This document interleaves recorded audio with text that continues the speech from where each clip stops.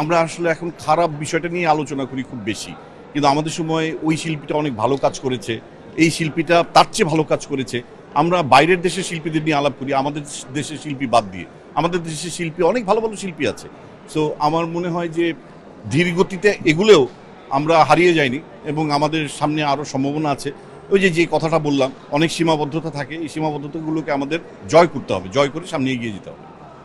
এটা আমি বলবো যে আসলে আমাদের সময় কাজগুলোর একটা সেন্সরশিপ ছিল এবং অনেক সেন্সরের মধ্য দিয়ে আমাদেরকে স্ক্রিপ্ট লিখতে হতো, যে স্ক্রিপ্টে অনেক কিছু সীমাবদ্ধতা ছিল, যে অনেক সময় ব্লাড দেখানো যাবে না, অনেক সময় বাজে শব্দ উচ্চারণ করা যাবে না, অনেক সময় অনেক অপ্রীতিকর কি বলে দৃশ্য যেটা সমাজের ক্ষতি করে সেটা দেখানো যাবে না, সেটা হয়তো অন্যভাবে বলা যেতে পারে। এখন এই সেন্সরশিপটা একটু কমে গেছে, ফ্রিল্যান্সাররা হয়তো বা সেই জায়গাটা ফিল করছে না, কিন্তু আমার মনে হয় এইটার অভাবেই এই ধরনের কাজগুলো হচ্ছে। সেন্সরশিপটা হওয়া উচিত, আর অবশ্যই এটা কাম্য না, কারণ এটা হচ্ছে আপনার টিভি মাধ্যমে আমরা বা মোবাইলে আমরা দেখি।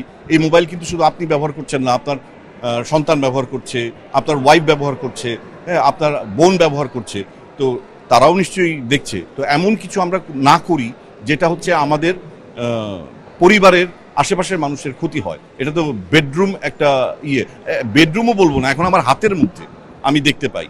তো আমরা একটু সতর্ক থাকবো যে এই ধরনের কাজগুলো যেন আমরা একটু অ্যাভয়েড করি।